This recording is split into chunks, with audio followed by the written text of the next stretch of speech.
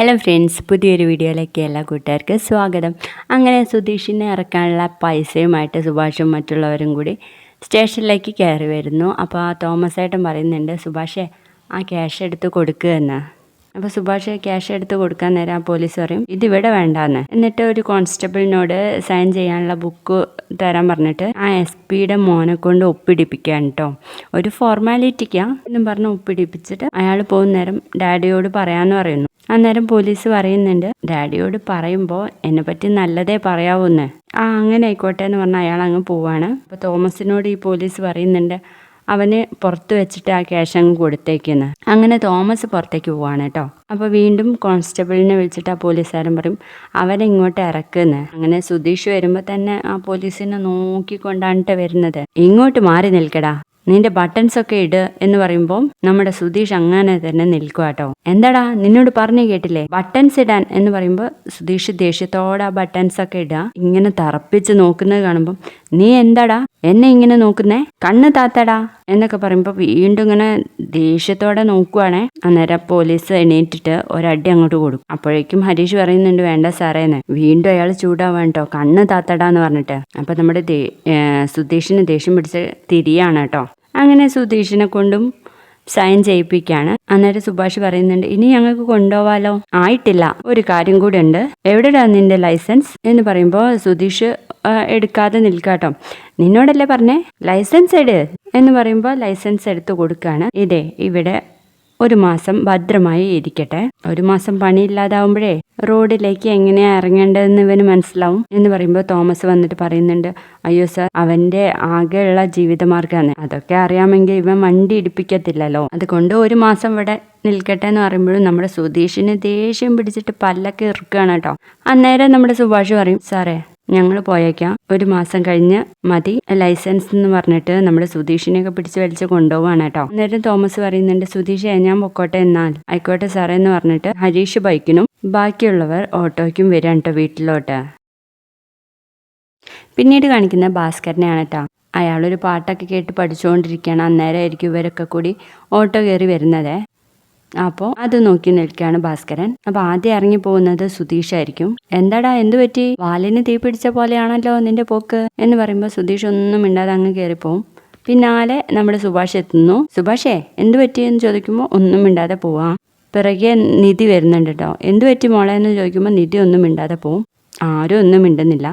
എങ്കിൽ പിന്നെ അങ്ങനെ തന്നെ ആവട്ടെ എന്ന് പറഞ്ഞിട്ട് ഭാസ്കര അവിടെ തന്നെ ഇരിക്കുകയാണ്. അങ്ങനെ ഉള്ളിൽ പോയിട്ട് നമ്മുടെ സുധീഷ് കസാര ഇട്ടിരിക്കുകയാണ്. അവിടേക്ക് നികേഷ് വന്നിട്ട് ഏട്ടൻ എന്താ പറ്റിയെന്ന് ചോദിക്കും. നികേഷേ നീ ഒന്നും മിണ്ടാതെ ഇരിക്കുന്നുണ്ടോ എന്ന് ചോദിക്കുമ്പോൾ സുഭാഷ് വന്നിട്ട് സുധീഷേ എന്ന് പറഞ്ഞ് കൈ പിടിക്കുകയാണ്. കൈയൊക്കെ അങ്ങ് തട്ടി തെറിപ്പിക്കുകയാണ്. അപ്പൊ തന്നെ സുഭാഷ് പോയിട്ട് അടുക്കളയിൽ പോയി ഒരു ഗ്ലാസ് വെള്ളം കൊണ്ടുപോയി കൊടുക്കും.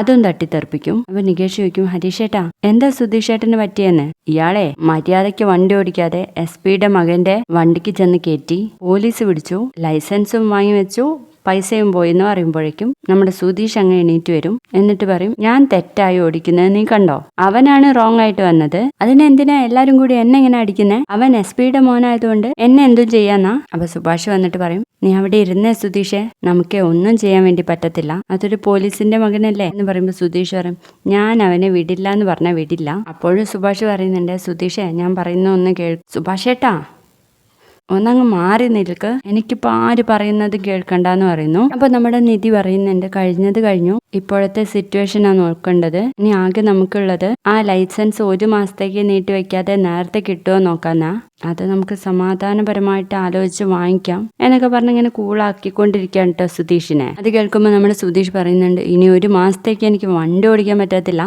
അത് ഓർക്കുമ്പോഴാ പിന്നെ സുധീഷ് പറയുന്നുണ്ട് ഞാനിത് വിടില്ല എന്ന് പറഞ്ഞാൽ വിടില്ല, അവനെ ഞാൻ വെറുതെ വിടില്ല എന്ന് പറയുമ്പോൾ ഹരീഷ് കയറി പറയുന്നുണ്ട് വെറുതെ ഞങ്ങളുടെ മുന്നിൽ വലിയ ആളാവാൻ വേണ്ടി നോക്കണ്ട, മിണ്ടാതെ ഒരു ഭാഗത്ത് ഇരിക്കുന്നതെന്നല്ലേ, ഇപ്പൊ ഒരു മാസം കൊണ്ട് ലൈസൻസ് എടുക്കാം, ഇനി അവൻ എന്തെങ്കിലും കാട്ടിക്കഴിഞ്ഞാൽ അത് റദ്ദാക്കുകയായോ, പിന്നെ നിങ്ങൾക്ക് ജീവിക്കൊന്നും വേണ്ടേ എന്നൊക്കെ അങ്ങ് പറയുന്ന നേരത്തെ നമ്മുടെ സുധീഷ് കയറി ഹരീഷിനെ തല്ലൂട്ടോ. എന്താണ് നിനക്ക് വേണ്ടതെന്ന് ചോദിച്ചിട്ട് പിന്നെ ഇങ്ങനെ അടിക്കാൻ വേണ്ടി പോവാണ്. അപ്പോഴേക്കും സുഭാഷും നികേഷും ഒക്കെ കൂടി പിടിച്ചു മാറ്റുകയാണേ. കലി തുള്ളി അതിനിടയ്ക്ക് എന്നെ ഉപദേശിക്കാൻ വേണ്ടിയിട്ട് വരണ്ട. അപ്പോൾ നിധിയും കൂടെ അങ്ങനെ പറഞ്ഞതിന് ശേഷം സുധീഷ് പോയിട്ട് റൂമിലിരിക്കുക കേട്ടോ. അങ്ങനെ നമ്മുടെ സുധീഷ് ആണെങ്കിൽ റൂമിൽ പോയിരിക്കും. അന്നേരം നികേഷ് ചോദിക്കും, ഏടത്തി എന്താ സുധീഷ് ചേട്ടാ ഇങ്ങനെ, എല്ലാം ശരിയായിക്കോളും, ഇപ്പം ആളാകെ അപ്സെറ്റാന്ന് പറയും. അന്നേരം സുഭാഷ് പറയും, അതെ ആ പോലീസ് എല്ലാവരുടെയും മുന്നിൽ വെച്ച് അവനെ തല്ലിയത്, അതുകൊണ്ടാ അവൻ ഇത്രയ്ക്ക് ദേഷ്യം. ഞാനേ ഒന്ന് പച്ചക്കറി കട വരെ പോയിട്ട് വരാമെന്ന് പറഞ്ഞ് സുഭാഷ് അങ്ങ് ഇറങ്ങുകയാണ്.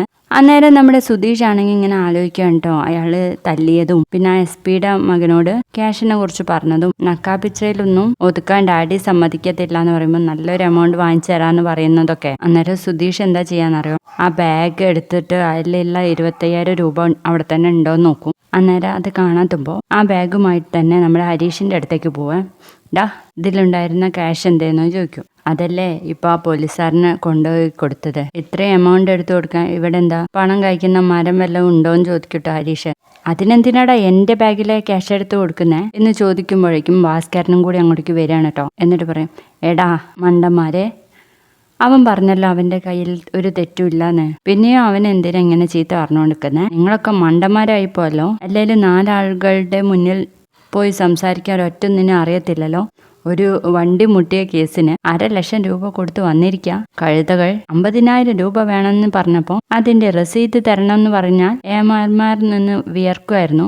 ആ ബോധം പോലും നിങ്ങൾക്കില്ലാതായിപ്പോയല്ലോ. ഇന്ത്യയിൽ അങ്ങനെ ഒരുപാട് അപകടം നടക്കുന്നുണ്ട്, എന്നിട്ട് 500,000 രൂപ കൊടുത്തിട്ടാണോ അവരൊക്കെ പുറത്തിറങ്ങുന്നത്? അല്ലല്ലോ എന്നൊക്കെ ഇങ്ങനെ ചോദിക്കുമ്പോൾ നമ്മുടെ സുധീഷ് വീണ്ടും ചോദിക്കുന്നുണ്ട്, എടാ എന്തിനാടാ ഇതെന്ന് ക്യാഷ് എടുത്തതെന്ന് ചോദിക്കുമ്പോൾ, നിങ്ങളുടെ മുന്നിൽ വെച്ചിട്ട് തന്നെയല്ലേ ഏട്ടാ ആ പോലീസുകാരന് പൈസ കൊടുത്തത്, പണം കൊടുത്തില്ലെങ്കിൽ നിങ്ങളെ പൂട്ടുമെന്ന് അയാൾ പറഞ്ഞു, അതുകൊണ്ട് പണം കൊടുക്കല്ലാതെ വേറെ നിവൃത്തിയൊന്നും ഇല്ലാന്ന് പറയുമ്പോഴും വീണ്ടും ചോദിക്കട്ടോ, അതിനെന്തിനാടാ എൻ്റെ പണം എടുത്തത്? അപ്പൊ ഹരീഷിന് അങ്ങ് ദേഷ്യം, നിങ്ങളുടെ അടുത്ത് പണം ഉണ്ടായിട്ട് നിങ്ങൾ പൂഴ്ത്തി വെച്ചിട്ട് സുഭാഷ് ചേട്ടന്റെ കയ്യിൽ നിന്ന് എടുത്ത് വിഴുങ്ങണ്ട എന്ന് പറയുമ്പോഴേക്കും സുധീഷ് പറയും, ഞാൻ എപ്പോഴാടാ നിങ്ങളുടെ കയ്യിൽ നിന്നൊക്കെ ക്യാഷ് മേടിക്കാറുള്ളത്, സുഭാഷ് ചേട്ടൻ എന്നെ സഹായിച്ചിട്ടുണ്ട്, അതുപോലെ നിന്നെയും സഹായിച്ചിട്ടുണ്ടല്ലോ, പിന്നെ എൻ്റെ പേര് മാത്രം എന്താ ഇങ്ങനെ പറയുന്നേ എന്നൊക്കെ ചോദിക്കുമ്പോൾ വീണ്ടും ഭാസ്കരൻ ഇങ്ങനെ എരുതിയിൽ എണ്ണ ഒഴിച്ചു കൊടുക്കുന്നുണ്ട് കേട്ടോ.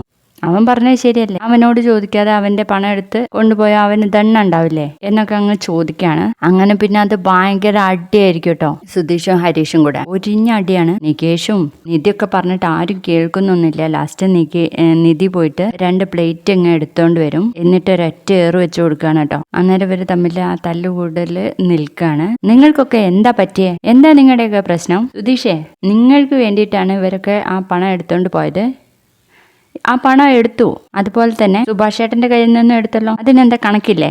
അങ്ങനെ 50,000 രൂപ ആക്കിയിട്ട് നിങ്ങളുടെ പണം മാത്രമല്ലല്ലോ, അതിന് നിങ്ങൾക്കൊന്നും പറയാനില്ലേ? നിങ്ങൾ ആ SI എങ്ങനെയെങ്കിലും പൂട്ടെന്ന് പറയുമ്പോൾ ഞങ്ങൾ എന്താ കൈയും വീശി വരണമായിരുന്നോ? ഉള്ള പണം എവിടെന്നെങ്കിലൊക്കെ സംഘടിപ്പിച്ചിട്ടായിരുന്നോ നിങ്ങൾ ഇങ്ങോട്ട് ഇറക്കി കൊണ്ടുവന്നത്? ഇപ്പൊ സമാധാനമായിട്ട് ഇവിടെ ഇരിക്കാമല്ലോ, അതിന് പകരം ഇവിടെ വന്ന് എല്ലാവരുടെയും മെക്കെട്ട് കയറുക, നിങ്ങൾക്ക് നാണയല്ലേ? അതുകൊണ്ട് മിണ്ടാതെ റൂമിൽ പോയിരിക്കായിരിക്കും നിങ്ങൾക്ക് നല്ലതെന്ന് പറയുമ്പോൾ നമ്മുടെ സുധീഷ് ആ പ്ലേറ്റ് എടുത്ത് ഒന്നും കൂടി എറിഞ്ഞിട്ടായിരിക്കും റൂമിലോട്ട് പോകുന്നത്. പിന്നീട് ഹരീഷിനോട് നിധി പറയുന്നുണ്ട്, ഹരീഷേ, സുധീഷിന് എന്തെങ്കിലും പറ്റിയ ഏറ്റവും കൂടുതൽ വിഷമിക്കുന്ന ഹരീഷാന്ന് എനിക്കറിയാം, പക്ഷെ ഇങ്ങനെ തല്ലുകൂടേണ്ട സാഹചര്യം ഉണ്ടാക്കണോ? സമാധാനപരമായിട്ട് സുധീഷിനോടൊന്നും സംസാരിക്കരുതോ? അതിനു പകരം ആ സ്നേഹം ഉള്ളിലൊതുക്കി ദേഷ്യത്തോടെ പെരുമാറും, അതുകൊണ്ട് നിങ്ങൾക്കൊക്കെ എന്താ പ്രയോജനം എന്നൊക്കെ ചോദിക്കുന്നു. പിന്നീട് ഭാസ്കരന്റെ അടുത്ത് പോയിട്ട് പറയും, മക്കൾ തമ്മിൽ തല്ലുമ്പോഴേ അത് നേരെ ആക്കി വിടുകയാണ് അച്ഛന്റെ ജോലി എന്ന് പറയുമ്പോൾ ഭാസ്കരൻ ചോദിക്കും, എന്നോടാണോന്ന്? അതിന് പകരം നിങ്ങൾ എന്താ ചെയ്തത്? ബഹളം ഉണ്ടാക്കാൻ കൂട്ടു നിൽക്കുക, അങ്ങനെയാണോ ചെയ്യേണ്ടത്? ഇനി ഇവിടെ എങ്ങാണ്ട് വഴക്ക് നടന്ന പറഞ്ഞേക്കാന്ന് പറയുമ്പോൾ ഭാസ്കരൻ ഇങ്ങനെ നോക്കി നിൽക്കാൻ കേട്ടോ നിധിയെ. അപ്പോഴേക്കും നമ്മുടെ സുഭാഷ് പച്ചക്കറിയൊക്കെ വാങ്ങി വരുമ്പോൾ, എന്താണ് നികേഷ്, എന്താ ഹരീഷ എന്നൊക്കെ ചോദിക്കുമ്പോൾ ഹരീഷ് പറയും, ഒന്നുമില്ല ഏട്ടാ, അല്ല ഇവിടെ എന്തൊക്കെയോ ബഹളം കേട്ടല്ലോ, നിധിയുടെ ഒച്ച പുറത്തേക്ക് കേട്ടു എന്നൊക്കെ പറയുന്നു. അന്നേരം ഹരീഷ് പറഞ്ഞു കൊടുക്കുന്നുണ്ട് കേട്ടോ അങ്ങനെ വഴക്കുണ്ടാക്കിയ കാര്യം. നിധി പറഞ്ഞ പോലെ തന്നെ നമ്മുടെ സുഭാഷും പറയാണ് കേട്ടോ. പിന്നീട് സുധീഷിനോട് പറയും, സുധീഷേ, നീയാണ് ഈ നിധിയെ ഇങ്ങോട്ട് കൊണ്ടുവന്നത്, നിങ്ങൾ തമ്മിൽ വഴക്കുണ്ടാക്കുന്ന തീർക്കലാണോ അവളുടെ പണി? എന്തിനാടാ ഇവിടെ കിടന്ന് ഇങ്ങനെ തല്ലിപ്പിരിയുന്നേ? നിനക്കെന്താ സുധീഷെ പറഞ്ഞാൽ മനസ്സിലാവത്തില്ലേ എന്ന് ചോദിക്കുന്ന ഒരു ഭാഗത്തോടെ ഇന്നത്തെ എപ്പിസോഡ് തീരുവാണ് കേട്ടോ. വീഡിയോ ഇഷ്ടമായെങ്കിൽ സപ്പോർട്ട് ചെയ്യണേ. ബൈ.